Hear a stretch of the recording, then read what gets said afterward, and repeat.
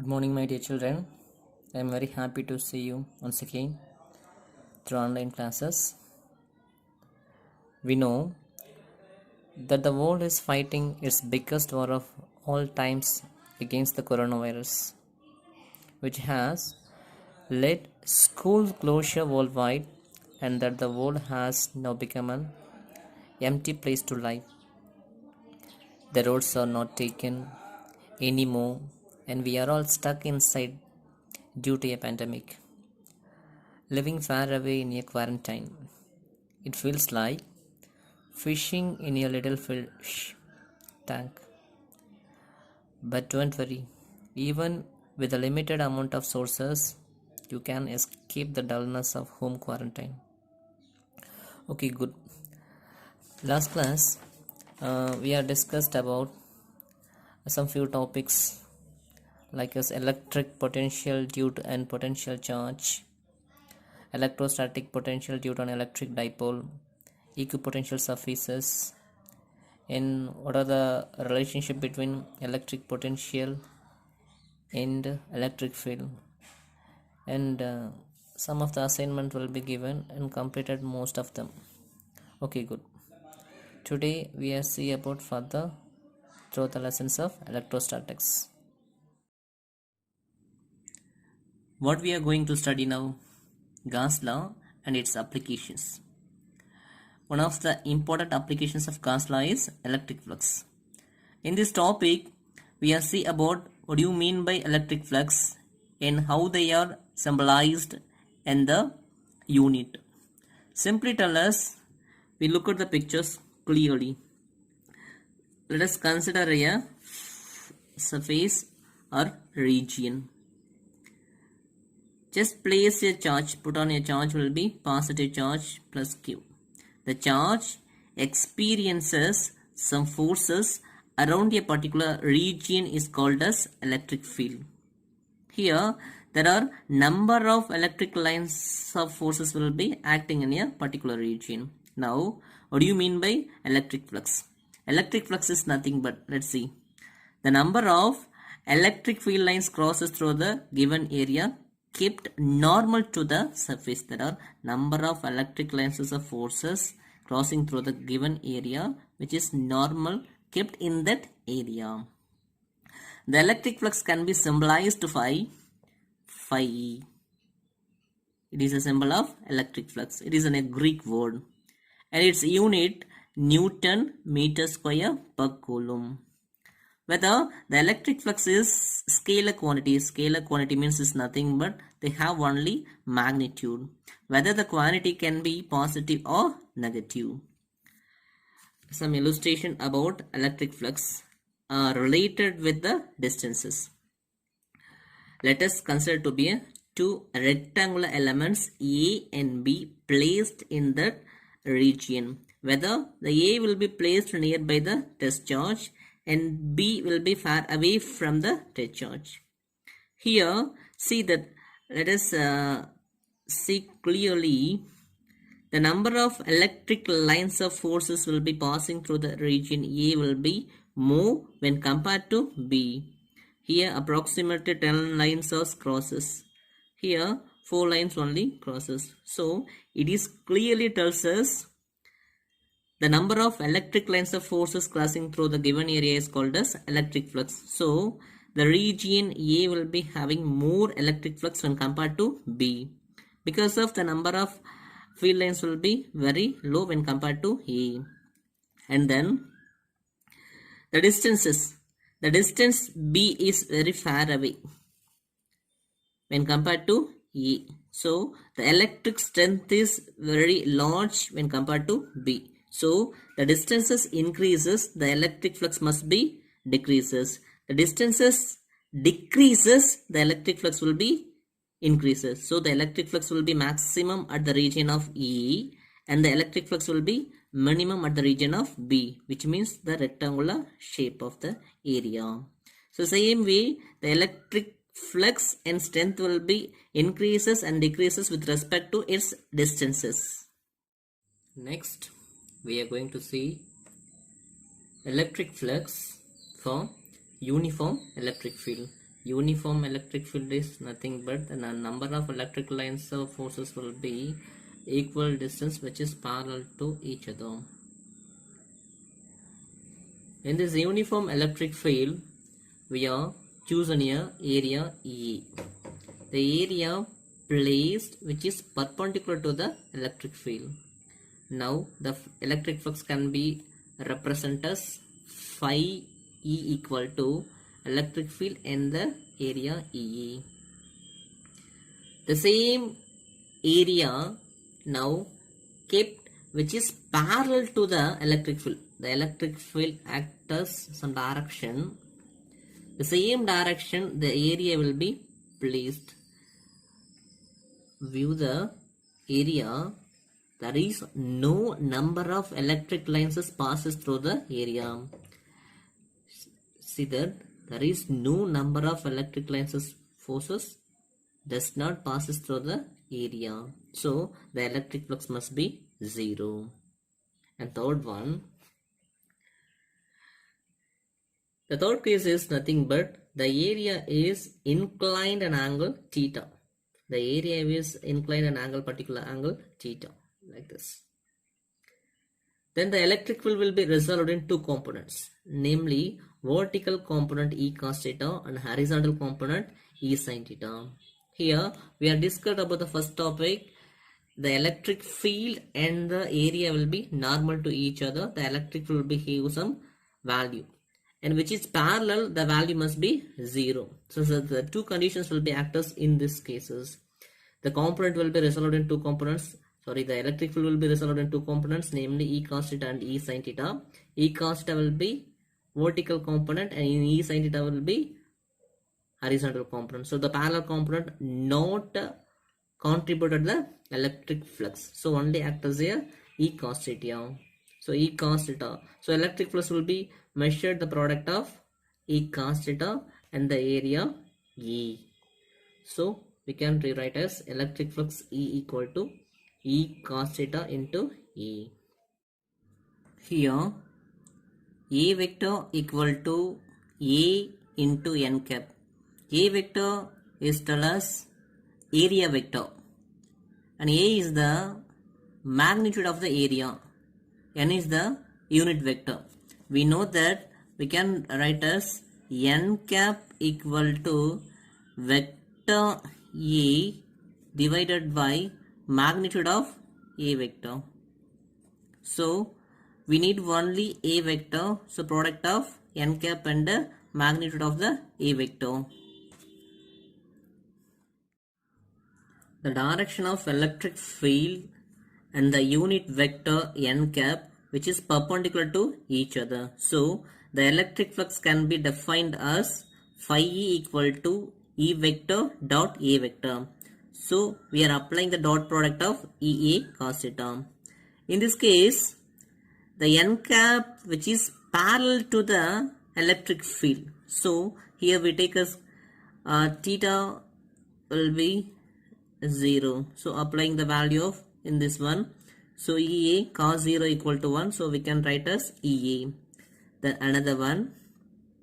The n cap, the unit vector n cap which is perpendicular to the electric field. So theta will be taken as 90 degree. So cos 90 equal to 0. 0 into any number 0. So the electric flux must be 0. So that's why we are writing as electric flux equal to EA. In second cases electric flux equal to 0. Next, electric flux in a non-uniform electric field in an arbitrarily shaped area. Arbitrarily shaped area means any shape of the body. That means irregular shape of the body. Suppose the electric field is not uniform and the area is not flat. The electric field is not uniform means the field lines are not in same direction. They travel as some different directions. And the lines must be not in same equidistances. They are separated some varied distances. And the field, the electric strength must be different from each area. And then the area divided into n small segments, whereas A1, A2, A3, A4, etc. In this all those area, the electric field must be changes. Suppose we are consider as here the area A must be flat. So the field must be uniform. So the total electric field over each area of the element to be considered as uniform. So we can measure the total electric flux in that given area. So the electric flux approximately we can write as phi E equal to E1 dot del A1 plus E2 dot del A2 plus E3 dot del A3 plus etc. En dot del En, which implies that we can simplify the summation of I equal to 1 to n. We substitute the value of I equal to 1. We get the equations E1 and del A1. I equal to 2, E2 del A2. I equal to 3, E3 del A3. This is the way of getting the equations of summations of I equal to 1 to n, summation of Ei dot del Ai. By taking the limit del Ai tends to 0, the limit del Ai tends to 0 is becomes of dA. So the equations becomes the equations of summations of I equal to 1 to n, Ei dot del Ai becomes the flux phi E equal to integral over E vector dot dA vector. These equations represent us the electric flux in a given surface depends upon the both electric field which the pattern and the orientation of the surface of the area is nothing but the electric field always depending upon the directions of its motions. Next topic, electric flux for a closed surfaces. In the previous section, the electric flux for any arbitrary curved surface will be discussed. Now, suppose consider a next topic, electric flux for closed surfaces. In previous section, the electric flux for any arbitrary curved surfaces. See the another diagram. In this diagram, a closed surface present in the region of non-uniform electric field.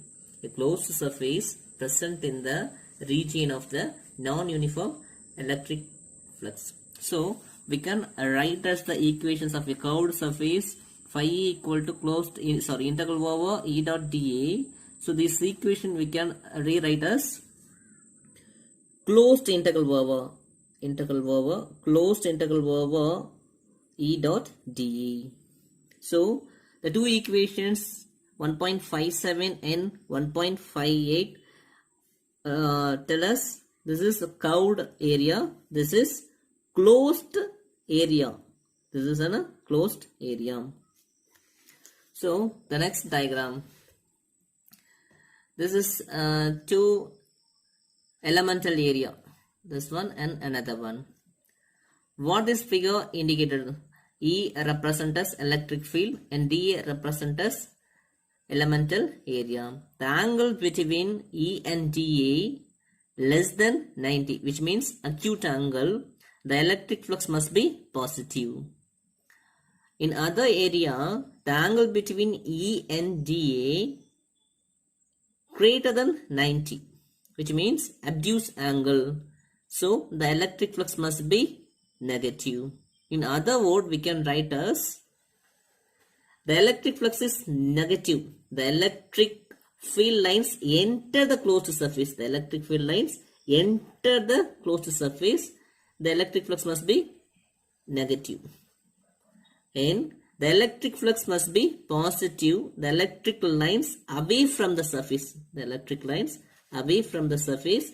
This is enter from the surfaces. So this is negative. This one is positive. Okay, good. Gauss law. Let us consider to be a positive charge Q plus Q surrounded by an imaginary sphere having a radius R. We can calculate the total flux. We can calculate the total flux through the closed surface. We can calculate the total flux through the closed surface due to the charges of plus Q. So, the electric flux in a closed surface phi E equal to closed integral over E vector dot dA vector. We can write as we are applying in this part dot product. So closed integral over E dA cos theta. Here the aerial element dA and the electric field E lies on same directions. So the theta must be theta equal to 0. So the electric flux phi E we can write as closed integral over E dA because of cos 0 equal to 1. So the term must be 1 into any number. So E dot dA. E dA, sorry. So E is the uniform on the surface sphere. So this equation 1.59 we can modify as phi E equal to the electric field outward from the closed integral over E. So the closed integral over dA. dA is the area of the surface. This means area of the sphere. The area of the sphere will be closed integral over dA equal to 4 pi r square. And we know the general formula of electric field already know, Q by 4 pi epsilon naught r square. Substitute the value of dA and E in this equations of 1.60. So phi E equal to 1 by 4 pi epsilon naught Q by r squared and dA equal to 4 pi r squared. In this equation 4 pi cancel and r squared cancel, remaining phi equal to Q by epsilon naught. Phi equal to Q by epsilon naught. So this equation tells us equally true for arbitrary shaped surfaces whose encloses the charge Q, which means this is an arbitrary surface. Arbitrary surface means irregular shape of the body. Irregular of the shape of the body. In the closed surfaces A1, A2, A3 are the various region, and this by having a same flux. The Gauss law tells us if the shape of the body is differences area, they are having a difference area, but the flux will be same in the region of A1, A2 and A3. So we can simplify the Gauss law. Tells us if a charge Q is enclosed by an arbitrary closed surface, then the total electric flux phi E through the closed surface is phi E equal to integral over closed integral over E dot dA equal to Q enclosed by epsilon naught. In this session, the charge will be depending upon the two regions, whether inside or outside. Here, the charge only enclosed inside of the pot. Some discussion of the Gauss law. First point. The total electric flux through the closed surface depends only on the charges enclosed by the surface, and the charges present outside of the surface will not contribute the flux in the shape of the closed surface, which can be chosen arbitrarily. Whether the first point will be tells us the charge will not contribute the flux and the shape to the closed surface. Second point. The total electric flux independent to the location of the charges inside the or closed side surface. Inside the closed surface. Here, this one. Location of the charge inside of the closed surface. Third one.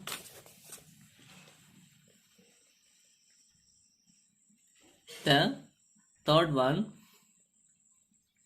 In case of the shape of the Gaussian surface to be chosen depends on the type of the charge of configuration, kind of symmetry existing in the charge configuration.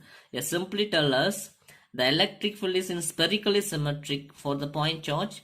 Therefore, the spherical Gaussian surface is chosen. Fourth one point. The equations. We know that the equations phi equal to Q, phi E equal to Q enclosed by epsilon naught. In this point, the electric field is due to charge present inside and outside of the Gaussian surface, but the charge Q enclosed does not. The charges with lie only inside the Gaussian surface. This simply tells us, a previous case we discussed, phi only depending upon the charges here, whereas outside or inside. The charge Q enclosed is only acting as inside. And fifth one, the Gaussian surface cannot pass through any discrete charge. Discrete charge means individual charges. The Gaussian surface cannot pass through any discrete charge, but it can pass through the continuous charge distribution. And finally, Gauss law is another form of Coulomb's law and also applicable for the charges in motion. Because of this reason, Gauss law is treated as much more general of Coulomb's law. This is of Gauss law applications and in investigations through the Gaussian discussion of Gauss law. Next topic, we are going to see applications of Gauss law. In this section, the Gauss law applications will be given in 4 cases. So we can see the first cases. Electric field due to an infinitely long charged wire. Electric field due to an infinitely long charged wire. See the diagram. Consider an uniformly charged long wire having a linear charge density lambda. Linear charge density is nothing but lambda equal to Q by L, charge per unit length, and its unit is Coulomb per meter. Linear charge density. P be the point located perpendicular a distance or from the center of the wire. P be the point a distance or from the center of the wire. We can find the electric field at point P by using of Gauss law. Here A1 and A2. A1 and A2 are the small charge elements which are located from the distance center, which is equal distance. A1 and A2 are separated at a particular distance. The two distances are same with the midpoint, to the midpoint. The resultant electric field of the two charge elements A1 and A2, the resultant electric field of the two charge element is radially away from the charged wire. Radially away from the charged wire. The magnitude of the field is same all points because of the radius will be same. Here the radius will be R, and in case of we measure the distance of radius, which is also R. So by the process of symmetry, A1 and A2 having a same charge, so the charge element having a properties will be considered as a cylindrical symmetry. Cylindrical symmetry. So we are chosen as a Gaussian surface. In the surface we are taken as a Gaussian surface, whether we are choosing A2 or chosen as a A1 as a Gaussian surfaces. The Gaussian surface can be expanded like this. See the diagram. Gaussian surface. Let the choose a cylindrical surface. The surface will be curved. The surface will be curved surface whose radius is R from the midpoint of the charged wire, and its length is L, capital L, shown in the figure. So we can measure the total flux through the closed surface. We can measure the total electric flux through the closed surface. We can measure the closed surface, and the electric flux must be, there are three spaces, top surfaces in this region we can measure the electric flux, and the bottom surface in this region, and the curved surface. This is curved surface, this one is curved surfaces. So we can measure the three region of electric flux. So see the figure. For a curved surface, E is, electric field is parallel to the unit vector, which means areal element E. So we know that E vector dot dE vector equal to E dE. Here cos theta will be taken as the dot product, so we simply tell us cos theta parallel to each other, so theta must be 0 degree, so E dot dE cos 0 equal to 1, so we get the value of E dE. And then for the top surface and bottom surface, top surface and bottom surface, E is perpendicular to E. Listen carefully. E is perpendicular to E, which means unit vector or radial element E.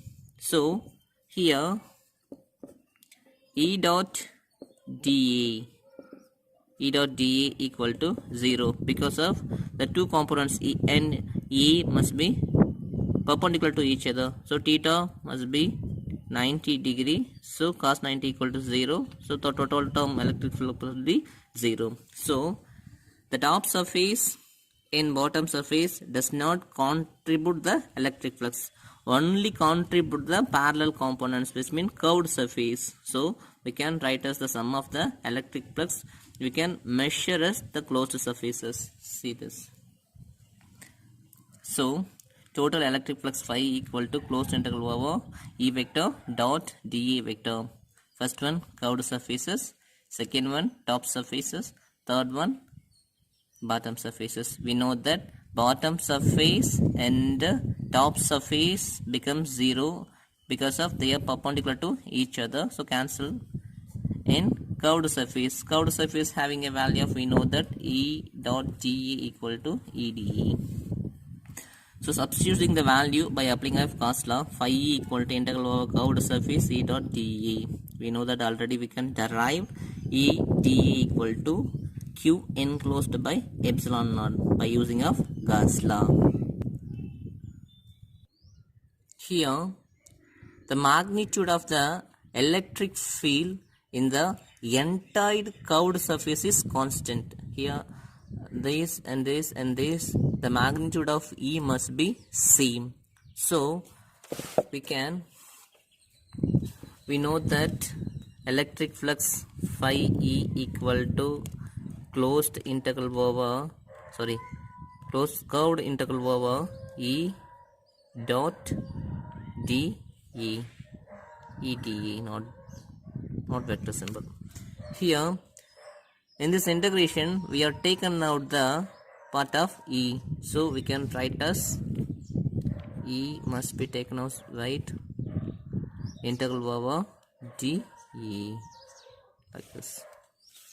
We know that linear density lambda equal to Q by L. We know the value of Q, so Q equal to lambda L, so like this. So substitute the value of Q in this equations.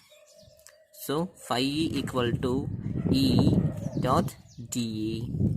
So we know that Q by epsilon naught, Q equal to lambda L by epsilon naught by applying of Gauss law, this one. Here the total flux phi E integral over curved surface dA equal to, the value of dA equal to total area of the curved surface is 2 pi r L. Substituting these equations to this one, so we get E equal to E, dA must be 2 pi r L equal to lambda L by epsilon naught. The term L will be neglected. We can measure the value of electric field at point P. So electric field E equal to, this term goes to this one. So lambda by 2 pi epsilon naught, or in the form of vector E vector equal to 1 by 2 pi epsilon naught lambda by r into r cap. In these equations, E vector equal to 1 by 2 pi epsilon naught lambda by r into r cap, which indicates the electric field is always along perpendicular direction r cap to the wire. In fact, if lambda greater than 0, the electric field points perpendicularly outward. The second case, if lambda less than 0, the electric will point out the directions of inward direction, which is opposite direction. The equations tells us truly, for a charged wire of finite length, they having a definite length, the electric field need not to be radial at all points. Such a wire is taken approximately that around the midpoint of the wire, far away from the both ends of the wire. This is the first case of electric field due to a charged wire to current carrying wire or conductor. And second applications of Gauss law is electric field due to charged infinite plane sheet. See the diagram. Consider an infinite plane sheet of charged with uniform surface charge density. Here surface charge density sigma. Surface charge density is nothing but as sigma equal to charge per unit area. This is called as surface charge density, and its unit is coulomb per meter square. Surface charge density. Okay, good. P be the point here. P and P dash. P be the point at distance or from the center of the sheet. Center of the sheet. Similarly, or like the way of P dash be the point at distance or from the center of the sheet. Since the plane is infinitely large, the electric field should be same all points because of they are at equidistance. The plane is radially outward of all the points. By choosing as a Gaussian cylindrical surface, here the Gaussian cylindrical surface taken as the distance will be the length. Here the length will be r, and here the length will be r. So the length will be the length of the Gaussian surface is 2r, and the cross section area E. So the infinite plane sheet passes perpendicular through the middle part of the Gaussian surfaces. Here the region will be perpendicular. The electric field E and elemental area dA will be perpendicular, and the electric field E and dA will be radially outward, which is parallel. And like this way, the electric field in the radial element will be parallel. So we can find the total electric flux through the Gaussian surfaces. So we can find the total electric flux. Phi E equal to closed integral over E vector dot dA vector. So three region. First of all, curved surface 1 and flat surfaces P and P dash. So adding the three components. So first one, curved surface E dot dA, E vector dot dA vector, plus second one at the region of point P we represent as integral over E dot dA plus integral over P dash and another point. So E vector dot dA vector. So we know that Gauss law phi E, electric flux phi E equal to charge enclosed by epsilon naught. So left hand side we taken as phi E, so which is similarly equal to Q by epsilon naught. Here the electric field in this sector, the curved surface of the electric field which is perpendicular to the element, so the term will be neglected, which goes to 0. This implies to 0. The electric field perpendicular to the area of all the element point of curved surface, which is 0. So we taken as the parallel surfaces P and P dash. So adding these two components, P and P dash. So the total electric flux remaining P plus P dash, which is equivalent to Q enclosed by epsilon naught. So to adding this magnitude of the electric field taken out outside, so E plus E equal to 2E. So we get taken as the similar component or same component of the two segments of P and P dash will be taken as dE. So phi E equal to closed integral over 2E dE. So we are taken as the electric field in outside, so 2E, remaining will be dE. The total area of the surface of the either point P and P dash taken as integral over dE will be E. So we are equating the two terms, whether phi E and Q enclosed by epsilon naught. So phi E, we know that 2EA and Q epsilon naught, Q enclosed by epsilon naught. We know that Q. Here already we know surface charge density equal to Q by A. We know the value of Q. So Q equal to sigma A. So we represent as Q equal to sigma A. So sigma A by epsilon naught, 2E equal to sigma A by epsilon naught. So we know the value of E. So En neglected, E equal to, the 2 comes to the side.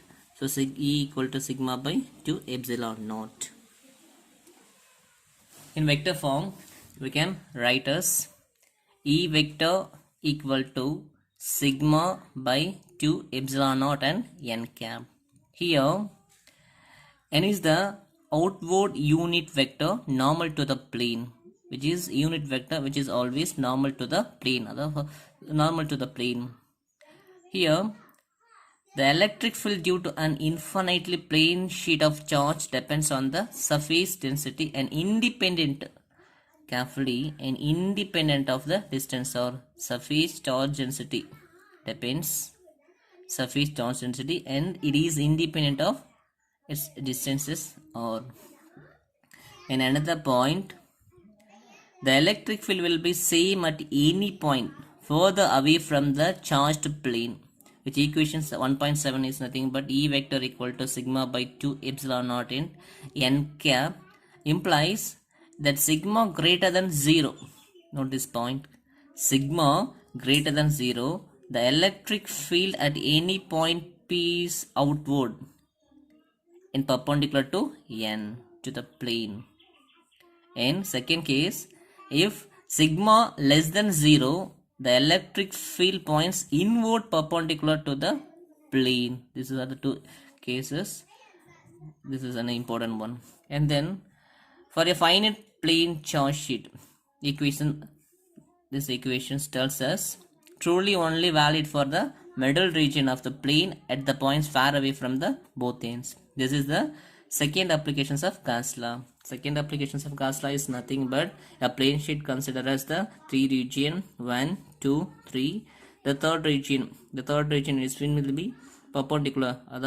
This is a Gaussian surface, acts as a Gaussian surface. The Gaussian surface is curved surface. The curved surface will be act as a E and dA will be perpendicular to each other, so cancel to each other. Remaining two components E dot dA and E dot dA will be adding. So we are calculating the net flux to adding the two components and applying the Gauss law. So equate the two terms and simplify, we get E equal to sigma by 2 epsilon naught.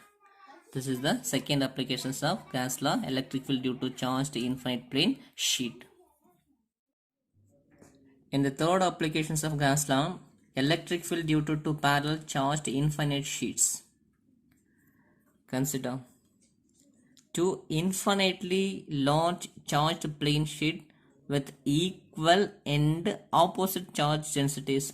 In this sheet will be having plus sigma, this one having minus sigma, which the two plane sheets are uniform charged and parallel to each other.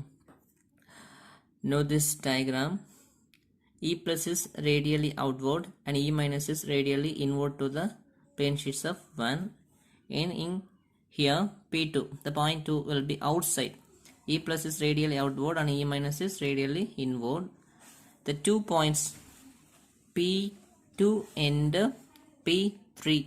The 2 points are same magnitude and having different directions, and this the point P1 in between of the two plane sheets. The electric field, the magnitude will be E plus and E minus along same direction. So the electric field between the plates outside of the plate found by using of Gauss law. The magnitude of the electric field due to the infinite plane sheet is measured. Already we have sigma by 2 epsilon naught.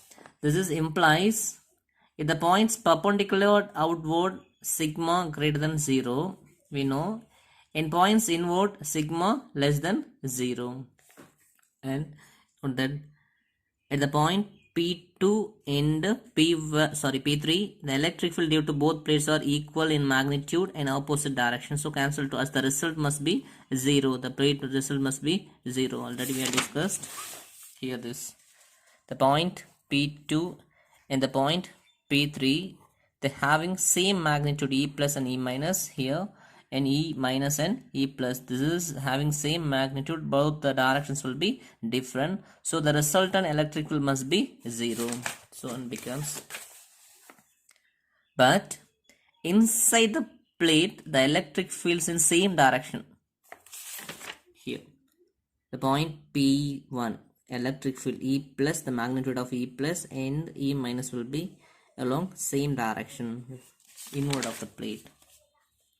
So towards the right to the total electric field at point P1, we know that inside of the electric field E1 equal to magnitude of E plus sigma by 2 epsilon naught, magnitude of E minus sigma by 2 epsilon naught. Adding these two equations, 2 sigma by 2 epsilon naught, 2 neglected, so we get the value of sigma by epsilon naught.